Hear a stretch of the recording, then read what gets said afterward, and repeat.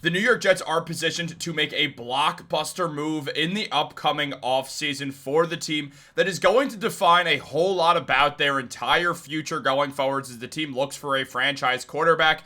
And now an insider has revealed that the Jets are in perfect position to make a blockbuster move, but also there are some questions surrounding what Aaron Glenn wants as a fit for this team. So there's a lot of layers to this to go over and sort of decipher exactly with the Jets looking for that blockbuster move, looking to find their quarterback of the future, what is going to go down over these next couple of crucial weeks of New York Jets football, and we are going to discuss all of that, guys. But real quick, before we jump into the video, if you're part of that 71% that's not subscribed to Jets Digest, make sure to subscribe so you don't miss a single New York Jets update. We got a lot of great videos coming out every single day that you don't want to miss out on, so make sure to be subscribed so you stay up to date with all New York Jets news and you know everything that's going on with the team. But let's jump right into it, guys. There is a lot to talk about on the Jets right now because the team is positioned and they have positioned themselves to make a blockbuster move. As we know, Darren Mougey had an active trade deadline where he moved two staples of the New York Jets in both Sauce Gardner, shockingly,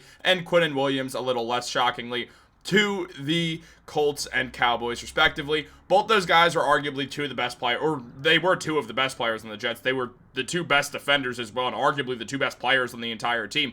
Williams was with the Jets since 2019. They never won anything, and he finally does have a better chance with the Cowboys, given, you know. And then on top of that, when we look at the Colts, they're playing very well. They needed Sauce Gardner or just any real elite defensive back, and they got one for a whole lot of draft capital. That now the Jets have positioned themselves to make a blockbuster trade in order to land the #1 overall prize in this upcoming draft in Fernando Mendoza. Mendoza's going to win the Heisman Award this year. He's been the best quarterback in college football, and though he's not some generational prospect like the Arch Mannings of the world, he is the clear-cut #1 overall pick if any team needs a quarterback. And for teams that likely will be ending up, or likely could end up with the first overall pick, like the Tennessee Titans, who don't need a quarterback after the drafting of Cam Ward, it would not be surprising to see a trade back happen, and that is exactly what is expected by ESPN when Matt Miller projected that the Jets will move up to #1 overall, trading with the Tennessee Titans. And Miller said, armed with two first-round picks and an additional second-round pick in 2026, thanks to the deadline trades of cornerback Sauce Gardner and defensive tackle Quinnen Williams, the Jets are moving up to Tennessee's spot at #1 in this mock draft. Since the Titans used their #1 overall pick last year on Cam Ward, they could be persuaded to move down and accumulate draft capital to build around their young QB. In this deal, the Jets would send both of their first-round picks, numbers 4 and 28, and their 2027 second-round pick to the Titans for the top selection in the draft in order to draft none other than Fernando Mendoza out of Indiana. Again, this would give the Jets the #1 overall pick for the first time in human history, it feels like. And what I know it's not true, but you know, hyperbole. Look, with this team, they need a quarterback. The Jets have other needs. They really could use a few more skill positions as well, but the quarterback position right now is what the Jets need to go out there and solve. It's not really a debate. We all know the big issue with the Jets that's been the issue for the last 55 million years. They don't have a quarterback, and if they don't have a quarterback, especially nowadays, you're just not going to succeed at the NFL level. It's one of the reasons why Mougey traded away a bunch of the Jets' current talent for picks, is they need to find that franchise quarterback. There's really no reason to even try to contend with that one because it's just never going to work. Teams with bad quarterbacks do not win anything, and we've seen that, and Miller discussed this selection, and I mean, he said 4 teams currently have multiple first-round picks. The Rams from the Falcons, the Browns from the Jaguars, the Cowboys from the Packers, and the Jets from the Colts. But I actually projected 2 more trades in round 1 here, obviously, with the Jets trading up for the first overall, being the first trade on the board, and saying that Jets general manager Darren Mougey didn't load up on draft capital by trading away Gardner and Williams to watch teams pick quarterbacks ahead of him.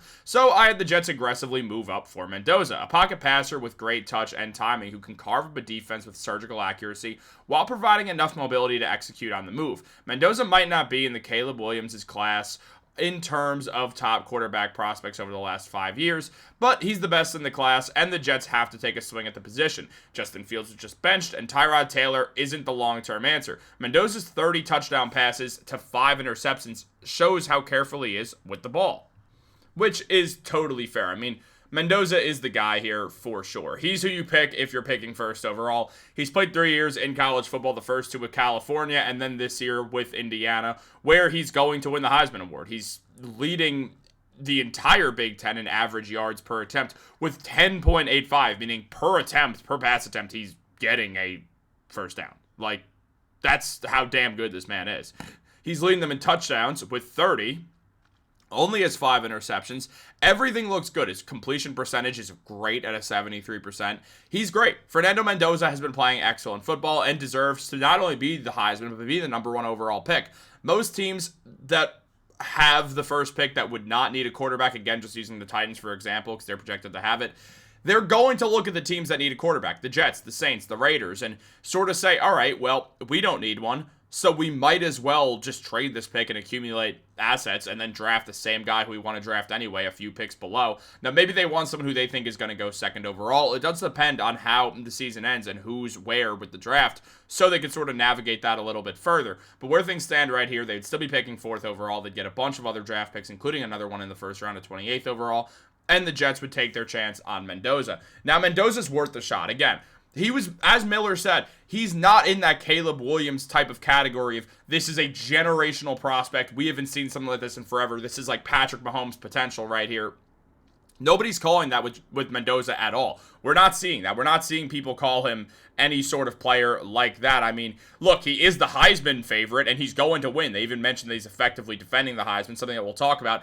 And when you look at what Bleacher Report scouted out on Mendoza, they said that he grades out at an 8.3, which is a year 1 starter in the first round. So he's ready to be there, where he gets comparable grades to Cam Ward, Bryce Young, and Desmond Ridder, guys who have not panned out, which is the sort of worrisome side here. But he got the pro comparison to Matt Ryan, who won an MVP, who led the Falcons to a Super Bowl appearance that, you know, is still one of the greatest choke jobs in history. But that's not all on Matt Ryan. It's not like the Falcons' defense was doing well in that second half. So in regards to all this, Mendoza is a risk because he's not graded like that. But let's also just remember something very quickly when we sort of fear that.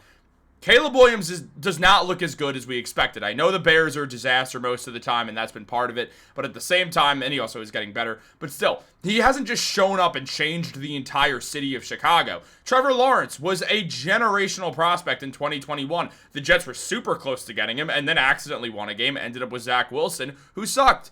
The other guys out there who were up in that tier, we saw Justin Fields. We know for a fact Justin Fields is not good at being a quarterback in the NFL. Mac Jones was up there. He has had an interesting career, but certainly not the career of someone who was picked in the first round in the top 10 overall by the Patriots, considering the Patriots have a different franchise quarterback right now that they had to pick just a few years later because Mac Jones didn't ultimately work out there. At the same time, we then look at Trevor Lawrence. Trevor Lawrence was projected to be one of the best quarterbacks in the NFL almost instantly. What happened? Trevor Lawrence is a very league average quarterback, and you know what? He is a franchise quarterback, and that's great for the Jaguars that they got that. But when they drafted Trevor Lawrence, they expected more, as did all of us. So, this is not always accurate. Nobody saw what was coming with Josh Allen. We all thought that people like Sam Darnold would be the best in that class. Darnold was projected to go first overall for a while. He doesn't. Baker goes first overall. Baker didn't exactly work out for a bit. Now he's a good quarterback, above average for sure, above league average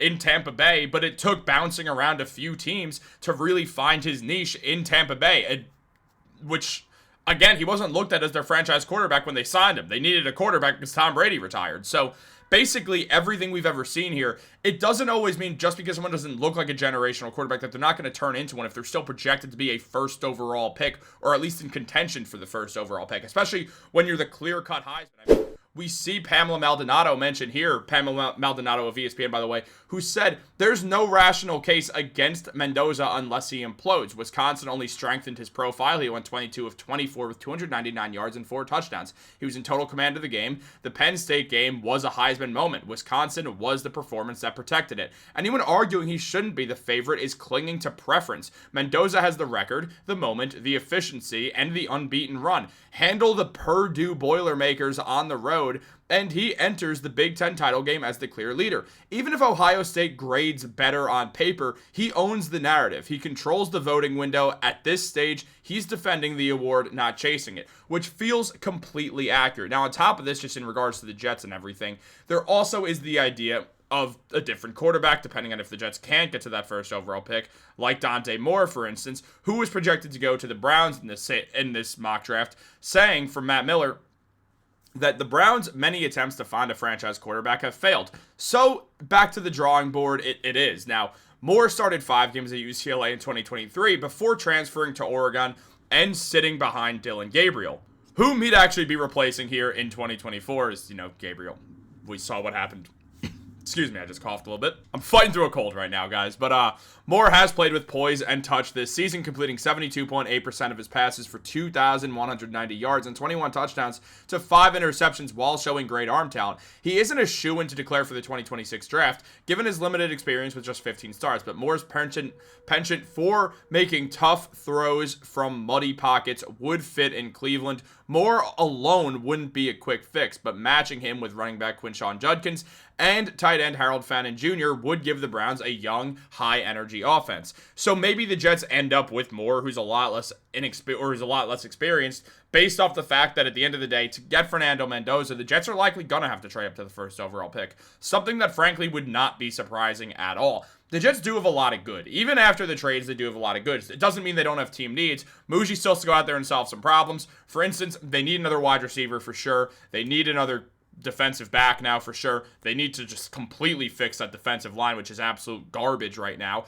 They need to do a lot. But right now, they do have some building blocks already on this team. They're not a team that's desolate. They're not completely without anything. If they retain Breece Hall, add more wide receiver help in free agency, all of a sudden, the needs on offense really just boil down to getting a quarterback and maybe another tight end as well, because Jeremy Ruckert has not been able to hang it. So they'd probably get some sort of backup tight end next to Mason Taylor, who looks like their tight end of the future. So right now, what the Jets need to focus on their offensive side is adding a quarterback. On the defense, it's defensive line help. It's the defensive back situation more than anything else.